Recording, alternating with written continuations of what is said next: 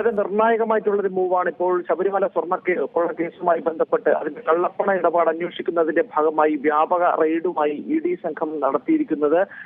ശബരിമല സ്വർണ്ണക്കൊള്ള കേസിലെ മുഴുവൻ പ്രതികളുടെയും വീടുകളിലാണ് ഇ.ഡി. റെയ്ഡ് ആരംഭിച്ചിട്ടുള്ളത്. കേരളം, തമിഴ്നാട്, കർണാടക അടക്കമുള്ള 3 സംസ്ഥാനങ്ങളിലായി 21 കേന്ദ്രങ്ങളിൽ ഇന്ന് രാവിലെ മുതൽ തന്നെ എൻഫോഴ്സ്മെന്റ് ഡയറക്ടറേറ്റ് പരിശോധന ആരംഭിച്ചിരിക്കുന്നു. SIT സംഘം സന്നിധാനത്ത് തുടരുകയാണ്. SITയുടെ പരിശോധന ഇന്നിപ്പോൾ ഈ സ്വർണ്ണപ്പാളി കേസുമായി ബന്ധപ്പെട്ട് ദ്വാരപാലക ശില്പ കേസും ഒപ്പം തന്നെ സ്വർണ്ണക്കൊള്ള കേസുമായി ബന്ധപ്പെട്ട് അവിടെ നടക്കാൻ പോകുന്നു. അതേ സമയത്ത് തന്നെയാണ് ഇന്നിപ്പോൾ നിയമസഭാ സമ്മേളനം കൂടി ആരംഭിക്കുകയും ചെയ്തിട്ടുള്ളത്. ഏതായാലും ശബരിമല സ്വർണ്ണക്കൊള്ള നിയമസഭയിൽ ആളിപ്പടരുമെന്നുള്ള കാര്യത്തിൽ തർക്കമില്ല. ഇന്നിപ്പോൾ നയപ്രഖ്യാപന പ്രസംഗമാണ് നടക്കുകയും ചെയ്യുന്നത്. ഈ സ്വർണ്ണക്കൊള്ള കേസിലെ പ്രതികളായിട്ടുള്ള ഉണ്ണികൃഷ്ണൻ പോറ്റി, ഒപ്പം മുരാരി ബാബു, A. പത്മകുമാർ, N. വാസു തുടങ്ങിയവരുടെ വീടുകളിലും ഒപ്പം സ്വർണ്ണ വ്യാപാരി കർണാടകയിലെ ബെല്ലാരിയിലെ സ്വർണ്ണ വ്യാപാരി Govardhanan, Chennai smart creation CEO Pankaj Bhandari തുടങ്ങിയവരുടെ സ്ഥാപനങ്ങളിലും അടക്കമാണ് പരിശോധന പുരോഗമിക്കുകയും ചെയ്യുന്നത്. തിരുവനന്തപുരം നന്തൻകോടുള്ള ദേവസ്വം ബോർഡ് ആസ്ഥാനത്തും പരിശോധന നടക്കുകയുമാണ്. വിവിധയിടങ്ങളിൽ ഇ.ഡി. സംഘമെത്തി പരിശോധന നടത്തുന്ന ദൃശ്യങ്ങളാണ് നമുക്ക് ഈ ഘട്ടത്തിൽ കാണാൻ കഴിയുന്നത്. ചെന്നൈയിലെ സ്മാർട്ട് ക്രിയേഷൻസിലും ബെല്ലാരിയിലെ സ്വർണ്ണ വ്യാപാരി ഗോവർദ്ധന്റെ വീട്ടിലും ഇ.ഡി. സംഘം രാവിലെ മുതൽ തന്നെ റെയ്ഡ് തുടങ്ങിയിരുന്നു. ഗോവർദ്ധന്റെ ജ്വല്ലറിയിലും ഉണ്ണികൃഷ്ണൻ പോറ്റിയുടെ ബംഗളൂരുവിലെ ശ്രീറാംപുരിയിലെ വീട്ടിലുമാണ് ഇ.ഡി. റെയ്ഡ് നടത്തുകയും ചെയ്യുന്നത്. മുരാരി ബാബുവിന്റെ കോട്ടയത്തെ വീട്ടിലാണ് ഇ.ഡി. റെയ്ഡ് നടത്തുന്നത്. ഉണ്ണികൃഷ്ണൻ പോറ്റിയുടെ തിരുവനന്തപുരം കിളിമാനൂർ പുളിമാത്തുള്ള വീട്ടിലും ഒപ്പം മുൻ ദേവസ്വം ബോർഡ് അധ്യക്ഷൻ N. വാസുവിന്റെ തിരുവനന്തപുരം പേട്ടയിലെ വീട്ടിലും ഇ.ഡി. സംഘം പരിശോധന നടത്തുകയാണ്. മുൻ അധ്യക്ഷൻ A. പത്മകുമാറിന്റെ പത്തനംതിട്ട ആറന്മുളയിലെ വീട്ടിൽ ഇ.ഡി. സംഘം പരിശോധന നടത്തുന്നു എന്നുള്ളതാണ് ഈ ഘട്ടത്തിൽ നമുക്ക് സൂചിപ്പിക്കാൻ കഴിയുന്നത്. ഉണ്ണികൃഷ്ണൻ പോറ്റിയുടെ സഹോദരിയുടെ വെഞ്ഞാറമൂട് വലിയ കട്ടക്കലിലെ വീട്ടിലും ഇ.ഡി. സംഘം പരിശോധന ആരംഭിക്കുകയും ചെയ്തിട്ടുണ്ട്.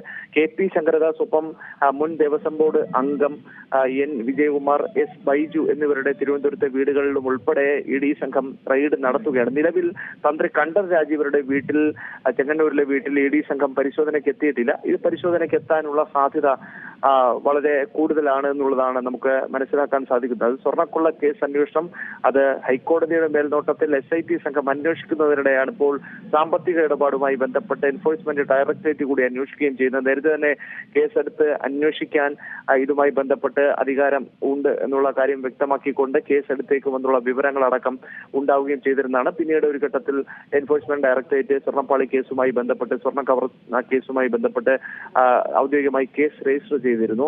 കള്ളപ്പണം വെളുപ്പിക്കൽ അടക്കം നടന്നിട്ടുണ്ടോ എന്നുള്ള കാര്യത്തിലാണ് ഇ.ഡി. സംഘത്തിന്റെ അന്വേഷണം നടത്തുകയും ചെയ്യുന്നത്. ഇതിന്റെ ഭാഗമായിട്ടാണ് ഇപ്പോൾ ഈ പരിശോധന അടക്കം നടക്കുന്നത് എന്നുള്ളതാണ് നമുക്ക് സൂചിപ്പിക്കാനും കഴിയുന്നത്.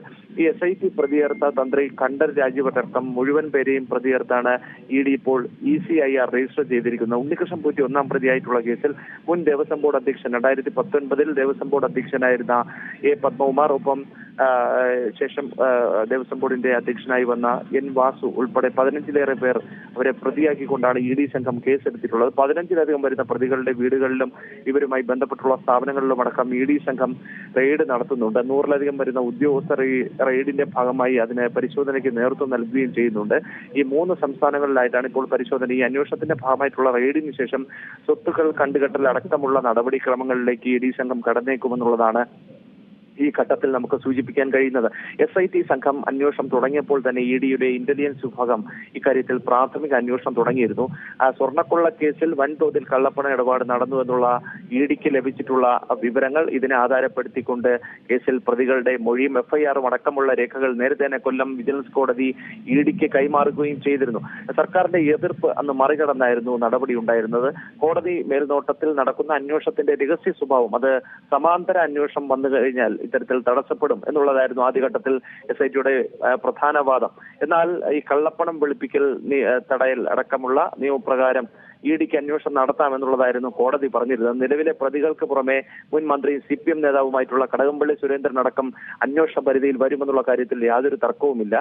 അങ്ങനെ കടകംപള്ളി സുരേന്ദ്രന്റെ വീട്ടിലേക്ക് അടക്കം ഇ.ഡിയുടെ പരിശോധന വന്നു കഴിഞ്ഞാൽ, അല്ലെങ്കിൽ അദ്ദേഹവുമായി ബന്ധപ്പെട്ടുള്ള വൃത്തങ്ങളിലടക്കം ഇ.ഡിയുടെ പരിശോധന വന്നു കഴിഞ്ഞാൽ അത് CPM-നെ അടക്കം കൂടുതൽ പ്രതിരോധത്തിലാക്കുന്ന ഘട്ടത്തിലേക്ക് കാര്യങ്ങൾ എത്തും എന്നുള്ള കാര്യത്തിൽ തർക്കമില്ല. ഏതായാലും വിവിധ ഇടങ്ങളിൽ പരിശോധന നടക്കുന്നു. വിവിധ സംസ്ഥാനങ്ങളിൽ 100-ലധികം വരുന്ന ഉദ്യോഗസ്ഥരുടെ സാന്നിധ്യത്തിൽ രാവിലെ മുതൽ തുടങ്ങിയ പരിശോധന നടക്കുകയാണ്. ഞാൻ നേരത്തെ സൂചിപ്പിച്ചതുപോലെ തന്നെ ഈ പരിശോധനയ്ക്ക് ശേഷം സ്വത്തുക്കൾ കണ്ടുകെട്ടുന്നതടക്കമുള്ള അതീവ നിർണായകമായിട്ടുള്ള ചില മൂവുകളിലേക്ക് അന്വേഷണ സംഘം കടക്കുമെന്നുള്ളതാണ് ഈ ഘട്ടത്തിൽ നമുക്ക് മനസ്സിലാക്കാൻ സാധിക്കുന്നത്.